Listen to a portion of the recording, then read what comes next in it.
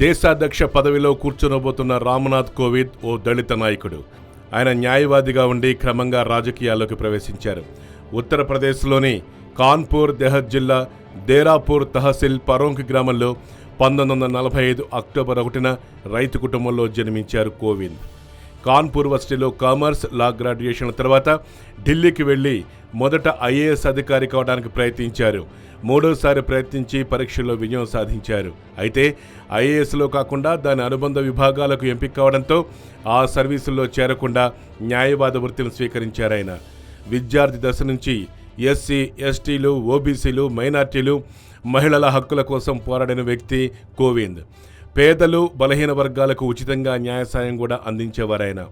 ఢిల్లీ హైకోర్టులో కేంద్ర ప్రభుత్వం తరపు న్యాయవాదిగా 1977 నుంచి 1979 వరకు, సుప్రీంకోర్టులో 1978లో అడ్వకేట్ ఆన్ రికార్డుగా, స్టాండింగ్ కౌన్సిల్గా 1980 నుంచి 1993 వరకు పనిచేశారాయన.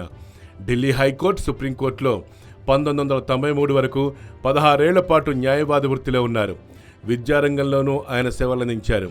ఆయన లక్నోలోని అంబేద్కర్ వర్సిటీ యాజమాన్య బోర్డులో, కోల్కతాలోని ఐఐఎం గవర్నర్ల బోర్డులో సభ్యుడిగా కొనసాగారు. 1994 నుంచి 2006 వరకు 2 పర్యాయాలు ఉత్తరప్రదేశ్ రాష్ట్రం నుంచి రాజ్యసభకు ఎన్నికయ్యారు. ప్రత్యేకించి ఎస్సీ, ఎస్టీల సంక్షేమం, సామాజిక న్యాయం, సాధికారత కమిటీలతో పాటు పార్లమెంట్ కమిటీల్లో సభ్యునిగా వ్యవహరించారు. ఎంపీగా పలు దేశాల్లో పర్యటించారు. 2002లో ఐక్యరాజ్య సమితి సర్వసభ్య సమావేశంలో భారత ప్రతినిధిగా ప్రసంగించారు కోవింద్. 1997లో కేంద్రం జారీ చేసిన ఎస్సీ, ఎస్టీ ఉద్యోగుల ప్రయోజనాలకు విఘాతం కలిగించేవిగా ఉన్న ఉత్తర్వులకు వ్యతిరేకంగా జరిగిన ఆందోళనలో కోవింద్ పాల్గొన్నారు. వాజ్పేయి నాయకత్వంలో మొదటి ఎన్డీఏ ప్రభుత్వం చివరికి 3 రాజ్యాంగ సవరణలు చేసి ఆ ఉత్తర్వులను రద్దు చేసింది. ఆర్ఎస్ఎస్ మూలాలున్న రామ్నాథ్ కోవింద్ 1995 నుంచి 2002 వరకు బీజేపీ దళిత మోర్చా అధ్యక్షుడిగా, అఖిల భారత కోలీ సమాజ్కు అధ్యక్షునిగా, పార్టీ అధికార ప్రతినిధిగా వ్యవహరించారు. 2015 ఆగస్టు 8 నుంచి బీహార్ గవర్నర్గా ఉన్నారు. ఆయన భార్య పేరు సవిత. 1974లో వివాహమైన వారికి ఒక కుమారుడు, ఒక కుమార్తె ఉన్నారు. ప్రస్తుతం కోవింద్ వయసు 71 సంవత్సరాలు. యూపీలో నుంచి ఎన్నికైన ఏకైక రాష్ట్రపతి రామ్నాథ్ కోవింద్ కావటం విశేషం. భారతదేశానికి 14వ రాష్ట్రపతిగా ఆయన జూలై 25న రాష్ట్రపతి భవన్లో అడుగుపెట్టనున్నారు. ఆ పదవికి ఉత్తరప్రదేశ్ నుంచి ఎన్నికైన మొదటి వ్యక్తి.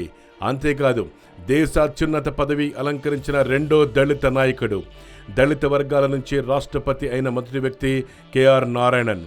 దేశ రాజకీయాల్లో కీలకమైన ఉత్తరప్రదేశ్ ఇప్పటి వరకు 9 మంది ప్రధానమంత్రుల్ని అందించింది. కానీ అక్కడి వారెవరూ రాష్ట్రపతి కాలేదు ఇప్పటిదాకా. ఈ రాష్ట్రానికి చెందిన మహమ్మద్ హిదయతుల్లా దేశానికి మొదటి తాత్కాలిక రాష్ట్రపతిగా కొంతకాలం పాటు పనిచేశారంతే.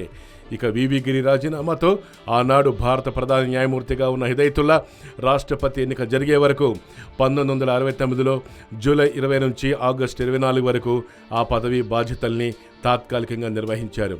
ప్రస్తుతం రాష్ట్రపతి పదవికి దళితుడైన కోవింద్ ఎన్నిక కావటం ఎంతో గర్వకారణం అంటున్నారు దేశ ప్రజలు. దళితులకు మోడీ సర్కార్ పెద్ద పీట వేస్తుందని, అందుకే రామ్నాథ్ కోవింద్ని రాష్ట్రపతిగా ఎంపిక చేసిందని వారంతా హర్షాతిరేకాలు వ్యక్తం చేస్తున్నారు.